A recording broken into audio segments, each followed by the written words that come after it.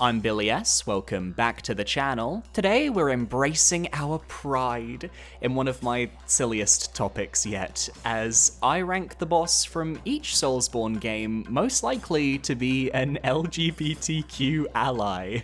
I'm looking for one boss to recruit to my board of LGBTQ allies and icons across each game. Now, this is just a bit of fun. If you're offended by the mere notion of queer themes or the like, this ain't the video for you, sit this one out. And in the immortal words of YouTube content creator Skewclip, as a gay person, my opinion is 100% correct. So let's get to it. The best LGBTQ boss ally from each Soulsborne game, ranked. Let me know your headcanons down below. Starting off with Demon Souls, we're not exactly spoiled for choice here. The Flame Lurker was a potential option purely for myself because the demonic look and the flame motif belays the fiery homosexual aura beneath. But I don't think he'd be the best ally. He's too aggressive, would be prone to starting fights when we're trying to rise above them. The Penetrator was another potential pick. Sure, he's a demon that's helping to keep a dictatorship in power, which isn't very queer of him, but he's called the Penetrator. And outside of the player character, whose gender is determinate by us, we only see him penetrate a male fat official. But the best option in this game is clearly Maiden Estraya in the Valley of Defilement. To begin with, she abandoned the teachings of her religion because she realized that they didn't care for those living in poverty and squalor. I think she'd be empathetic towards the LGBTQ community and would be willing to throw down her ideals to help ease their burden. And she's vilified for her beliefs by a corrupt sect of a religious organization, which mirrors the radicalist views of certain religious subsects around the world in our life, so she knows what it means to be against the grain. And Garl Vinland, her bodyguard, is her go-go boy protector, ensuring that no harm comes to Boletaria's prime ally. It all makes sense. There's no other boss in Demon Souls who comes remotely close to the empathy shown by Estraya, and sometimes all we need as LGBTQ people is somebody to genuinely listen to our struggles. Get on the team, Estraya, you deserve it. For Dark Souls, I had a couple of potential picks. Gaping Dragon was an obvious choice because it won my 10,000 subscriber special video where I put all the Dark Souls bosses into a drag race simulator, and I think the ladies would find her fierce. But it's still a very surface level entry, I think we need something deeper. The Scalies wanted Calamite, who would be a more villainous take on an LGBTQ character, very gender non-conformist, a male who clearly wants to be an evil queen. Calamite's a drag queen in a dragon's body. And of course, I considered my beloved knight Artorias, because, you know, during the height of his career, he was an adamant ally for LGBTQ rights, and you can't convince me he and Ornstein didn't have a little fling here and there. The problem is that upon being corrupted by Manus, I think he'd start to get a little homophobia flaring up, maybe an F-slur in there, we can't risk that. So my choice goes to Ornstein. I mean, look at him, there's no chance he's straight, he's overcompensating, he's clearly a furry, look at the armor. He's fiercely loyal to the people he cares for, which fits the LGBTQ mantra of staying loyal to our community in the face of adversity. But more importantly, it's his relationship with Smo that brings him to the table. They're an unlikely partnership that shouldn't work, but Ornstein is able to rein Smo's more aggressive tendencies in to keep them working in perfect tandem. He even shows respect for Smo if the larger man is defeated first in battle, taking his power to become an even bigger LGBTQ icon. Just wait until we reach Dark Souls 3 entry though, because it kind of fleshes out Ornstein more. It is a rabbit hole, we are going in deep. For Dark Souls 2, we don't really have a lot of options for an LGBTQ ally. A lot of the people in power are straighter than a ruler, like Nishandra, Alana, or even the Burnt Ivory King. Vendrick hides in a crypt closet the whole game, so he doesn't count, and I don't think I'm going to Mean Girl Mitha or the Lost Sinner for representation, I'm sorry. Jokingly, I did think about the Flexile Sentry because it's two lizard men working together to try and take you down, and you don't get tied together that close with someone without developing a little sexual tension. But it's still not enough to justify a spot on my LGBTQ team. So my choice goes to Velstadt the Royal Aegis, bodyguard of King Vendrick. It was between him and the Fume Knight for me because their lore implies that both Velstadt and Raim were once brothers in arms, and we all know what that really means. Velstadt ultimately chooses Vendrick, wanting to support him, leading to the most intense homosexual breakup we've seen in a millennia. So powerful that it turned the Fume Knight bisexual as he ended up hooking up with the toxic Nadalia instead. Velstadt, meanwhile, stayed steadfast in his loyalty to his lord, and that display of affection is enough for me to call him a great ally for the LGBTQ community. You know the moment the cops come to ruin a protest, he'd be ringing his bell to help everyone scatter, and acting as a beacon for those lost in the dark. Stepping over to Bloodborne, I think it's time we give the L in LGBTQ a bit of love. There truly weren't a lot of options here because a majority of Bloodborne's boss roster are either related to the Healing Church, whom are very strict on their teachings, not exactly very LGBTQ friendly, and the rest of the roster are either beasts or eldritch abominations that could be LGBTQ, but their minds fathom beyond our time and space, and I don't think I'd be able to get them to settle on the more mundane topics in my team. So I'm going with maybe the obvious, Lady Maria of the Astral Clock Tower. Yes, she's still a member of the church, and yes, she did perform experiments on people in the research hall, but she's repentant and aware of the atrocities she committed, and while she's in too deep to go back, let's be real ladies, you could fix her. She'd also be a fantastic confidant when it comes to revealing your sexuality, as she quite literally keeps her secrets to the grave.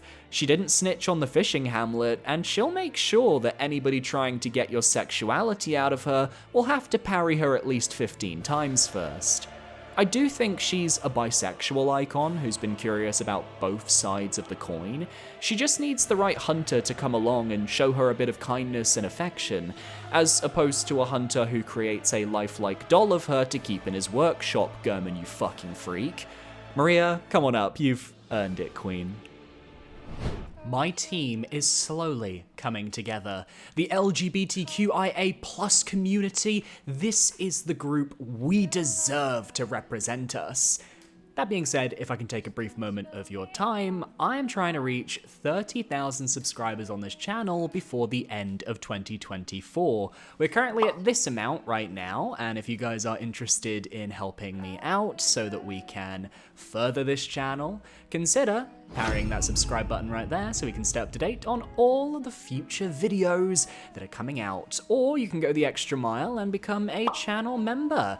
It costs $4.99 a month, it gets you early access to future videos, it gets you a shout out in the description and at the end of videos as well, and there will be perks coming later in the year for those of you signed up. Maybe some special Let's Plays, who knows? Let's get back to the LGBTQIA+ team of Soulsborne.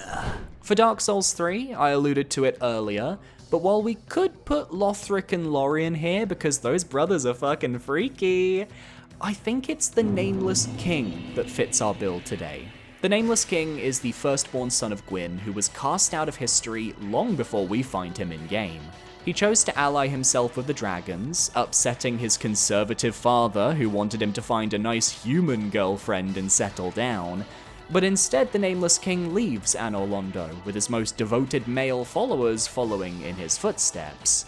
Which brings me back to Dragonslayer Ornstein, who was easily his most loyal of companions. Ornstein abandoned Anor Londo in the lore, choosing to follow the path of his lord so that he may find him again. And given we find his armor set after the Nameless King boss arena, the implication is he found his man. But it goes further than that, as a theory goes that Ornstein decided himself to walk the path of the dragon and become a Drake himself. The very King of the Storm that the Nameless King rides into your boss battle is theorized to be Ornstein, an eternal bond between two men that cannot be ignored. Ornstein was so gay, he became the Nameless King's permanent Uber because he was into pet play, and honestly, fucking work, Diva. Get on the team, the pair of you. To put it bluntly, Sekiro is another game that doesn't have many options, or figures that I think would fit what my team is trying to achieve, because as much as I totally smash Great Shinobi Al because he is one of the true daddies of the series, he's also a backstabber who would one-night stand your ass, run off with your credit card info, and maybe harvest an organ or two. Demon of Hatred was another potential pick because I like the symbolism of a man so deep in his own pain and hatred, and how we have to be the one to slay him and allow him to rest. He just couldn't come out of the closet in his lifetime, and it ate away at him until we give him release after he becomes an eldritch abomination. But ultimately, I decided to go with Genichiro Ashina. While he's wholly devoted to the land of Ashina and is unlikely to go looking for a relationship, the sexual tension between him and Wolf is palpable in the air. Their first date doesn't go too well. I mean, we get our arm cut off and he thinks we're a bit pathetic. But when we return at Ashina Castle, Genichiro honestly looks excited to see us, impressed that we come back for a second date. And with us being able to keep up with him in the bedroom, I think he's far more receptive as a result. The downside to this is that both Genichiro and Wolf are tops. So once Genichiro tries to take the dominance in his Way of Tomoe form during his boss fight, and we end up fighting back and winning, he gets scared and flees the fight. He just can't imagine himself being a bottom, and honestly, relatable, who's got time for that? I think of my team of LGBTQ icons, he'd be a great addition because he's the type who can lead a country, and as such, he can lead our community to victory. As long as he tops. Finally, for Elden Ring, this was actually the game that inspired me to make this video, because as we all know, there was a certain scandal that took place within the Lands Between, and following the release of the Shadow of the Erdtree DLC, it went in a wild direction. I'm of course talking about the man who beat the allegations, Mohg, Lord of Blood. Now in the past, I have jokingly referred to him as the best LGBTQ representation in Elden Ring, and I'm aware he wasn't actually trying to fuck Miquella, and that the translation to consort is a bit misleading, as in Japanese it more meant a champion to fight for their cause. But come on, the narrative that he Mohg-lested Miquella lasted for years, and the fact that it turns out he didn't do it in the first place, and was in fact coerced through a powerful charm that was out of his control, I'm just saying, Mohg knows what it's like to be slandered. This also goes into his birthright as an Omen child, which came with its own set of prejudices, but unlike his brother Morgott, who decided to take the path of the Golden Order, and by extension homophobia, Mohg took in the weird and the mistreated, for there's always a place in his blood cult, and it's ran by the formless mother, and the gays fucking love a mother figure. Ansbach, whom we meet in the DLC, has such adoration for Lord Mohg, it's clear that he respects his lord's choice of lifestyle, and with Mohg able to carry such charm across his subjects even before the Miquellester came into his life, I think he'd be a brilliant spokesperson for the LGBTQ community. Also Smash, but that's besides the point. And that's my list. Which LGBTQ member that I listed is your favorite? Let me know down below. And be sure to parry that subscribe button so you can stay up to date on all of my future content. Should I do the opposite next time? Should I do the Soulsborne boss who's most likely to drop the F slur or something? I don't know, let me know in the comments below. My social medias are on screen now, feel free to follow me if you feel comfortable. I recommend my Twitter or my Discord, but my Twitter is the best place to go. A massive shout out to my YouTube community members who fund these videos. Yes, you guys are the reason why I made this, thank you so much. And I will see you next time for another video. Adios.